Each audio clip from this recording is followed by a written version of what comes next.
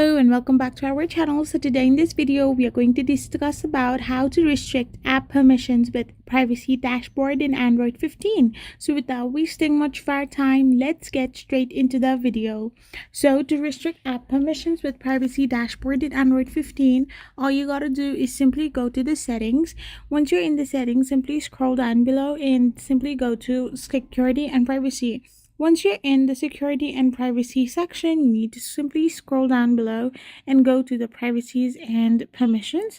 After this, you can simply go and tap on more privacy settings, and there you can find the option to simply give like permission like location or cameras and stuff. So here are like three options: camera, microphone, and location. Simply do it, and now you can simply permit it. So this is how you can simply tap on the app to manage its specific permissions or like give them individual permissions as well.